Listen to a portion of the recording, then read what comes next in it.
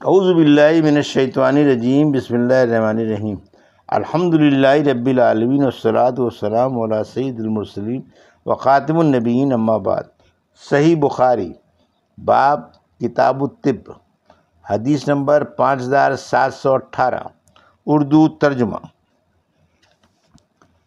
ذات الجنب یعنی نمونیا کا بیان۔ ہم سے محمد بن یحییٰ نے بیان کیا، کہا ہم کو عتاب بن بشیر نے خبر دی، انہیں اسحاق نے، ان سے زہری نے بیان کیا کہ مجھ کو عبید اللہ بن عبداللہ نے خبر دی کہ ام قیس بنت محسن جو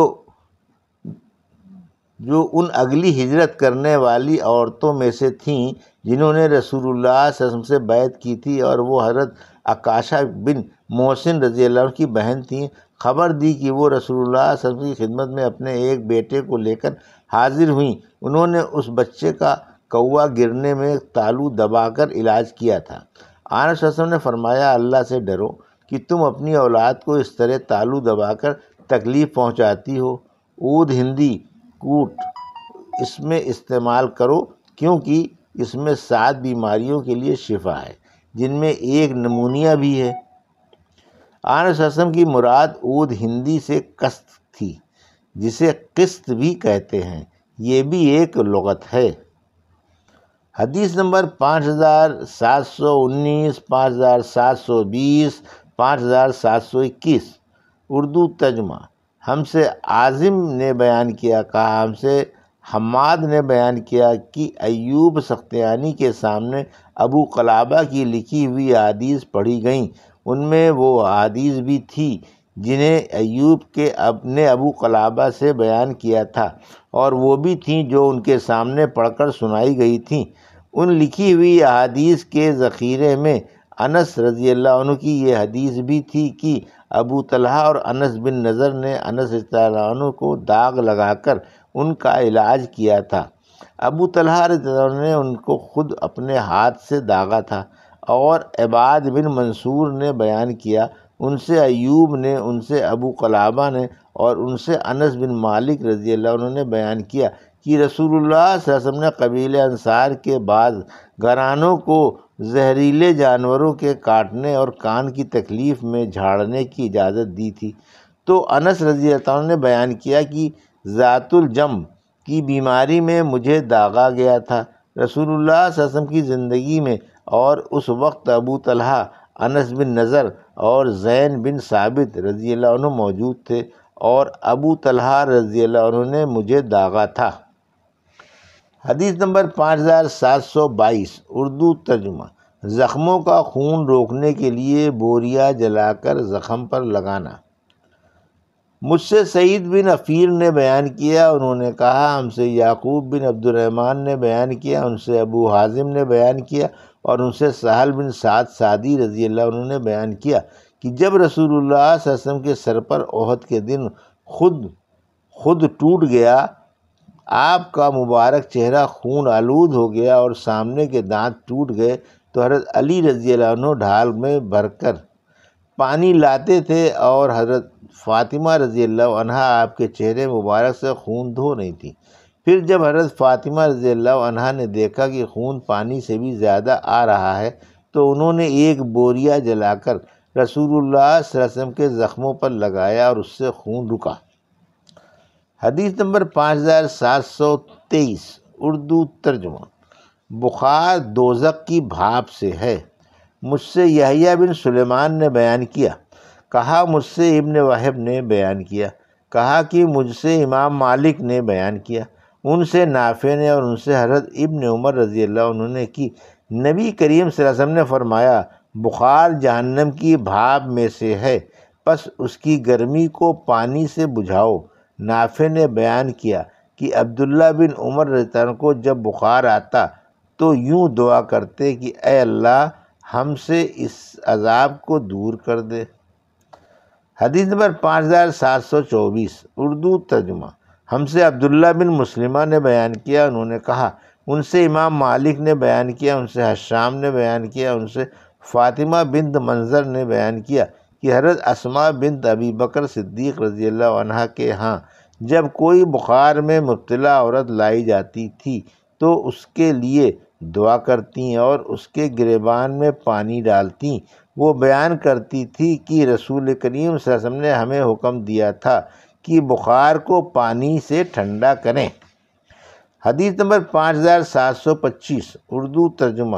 مجھ سے محمد بن مسنہ نے بیان کیا، کہا ہم سے یحییٰ نے بیان کیا، کہا ہم سے حشام نے بیان کیا، کہا کہ میرے والد نے مجھ کو خبر دی اور انہیں حضرت عائشہ رضی اللہ عنہا نے کہ نبی کریم صلی اللہ علیہ وسلم نے فرمایا، بخار جہنم کی بھاپ میں سے ہے، اس لیے اسے پانی سے ٹھنڈا کرو۔ حدیث نمبر 5726 اردو ترجمہ۔ ہم سے مسدد نے بیان کیا، کہا ہم سے ابو الاحوص نے بیان کیا، کہا ہم سے سعید بن مسروق نے بیان کیا، ان سے ابایا بن رفاعہ نے، ان سے ان کے دادا رافع بن خدیج نے بیان کیا کہ میں نے نبی کریم صلی اللہ علیہ وسلم سے سنا، آپ صلی اللہ علیہ وسلم نے فرمایا کہ بخار جہنم کی بھاپ میں سے ہے، پس اسے پانی سے ٹھنڈا کر لیا کرو۔ حدیث نمبر 5727 اردو ترجمہ۔ جہاں کی آب و ہوا ناموافق ہو وہاں سے نکل کر دوسرے مقام پر جانا درست ہے۔ ہم سے عبدالعالی بن حماد نے بیان کیا، کہا ہم سے یزید بن زریع نے بیان کیا، کہا ہم سے سعید نے بیان کیا، کہا ہم سے قتادہ نے بیان کیا اور ان سے حضرت انس بن مالک رضی اللہ عنہ نے بیان کیا کہ قبیلہ اسکل اور ارینا کے کچھ لوگ رسول کریم صلی اللہ علیہ وسلم کی خدمت میں حاضر ہوئے اور اسلام کے بارے میں گفتگو کی۔ انہوں نے کہا کہ اے اللہ کے نبی، ہم مویشی والے ہیں، ہم لوگ اہل مدینہ کی طرح کاشتکار نہیں ہیں۔ مدینے کی آب و ہوا انہیں موافق نہیں آئی تھی، چنانچہ آپ صلی اللہ علیہ وسلم نے ان کے لیے چند اونٹوں اور ایک چرواہے کا حکم دیا اور آپ صلی اللہ علیہ وسلم نے فرمایا کہ وہ لوگ ان اونٹوں کے ساتھ باہر چلے جائیں اور ان کا دودھ اور پیشاب پئیں۔ وہ لوگ چلے گئے، لیکن ہرا کے نزدیک پہنچ کر وہ اسلام سے مرتد ہو گئے اور حضرت صلی اللہ علیہ وسلم کے چرواہے کو قتل کر ڈالا اور اونٹوں کو لے کر بھاگ پڑے۔ جب آن صلی اللہ علیہ وسلم کو اس کی خبر ملی تو آپ نے ان کی تلاش میں آدمی دوڑائے، پھر آپ نے ان کے متعلق حکم دیا اور ان کی آنکھوں میں سلائی پھیر دی گئی، ان کے ہاتھ کاٹ دیے گئے اور ہرا کے کنارے انہیں چھوڑ دیا گیا، وہ اسی حالت میں مر گئے۔ حدیث نمبر 5728 اردو ترجمہ۔ طاعون کا بیان۔ ہم سے حفص بن عمر نے بیان کیا، کہا ہم سے شعبہ نے کہا کہ مجھ سے حبیب بن ابی ثابت نے خبر دی، کہا کہ میں نے ابراہیم بن سعد سے سنا، کہا کہ میں نے اسامہ بن زید رضی اللہ عنہ سے سنا، وہ سعد رضی اللہ عنہ سے بیان کرتے تھے کہ نبی کریم صلی اللہ علیہ وسلم نے فرمایا، جب تم سن لو کہ کسی جگہ طاعون کی وبا پھیل رہی ہے تو وہاں مت جاؤ، لیکن جب کسی جگہ یہ وبا پھوٹ پڑے اور تم وہیں موجود ہو تو اس جگہ سے نکلو بھی مت۔ حبیب بن ابی ثابت نے بیان کیا کہ میں نے ابراہیم بن سعد سے کہا، تم نے خود یہ حدیث اسامہ رضی اللہ عنہ سے سنی ہے؟ کہ انہوں نے سعد رضی اللہ عنہ سے بیان کیا اور انہوں نے اس کا انکار نہیں کیا، فرمایا کہ ہاں۔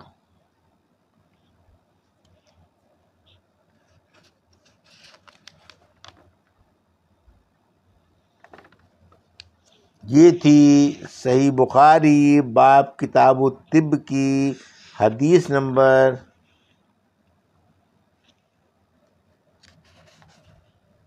5719 سے 5728 کا اردو ترجمہ جو ابھی آپ نے سماعت فرمایا۔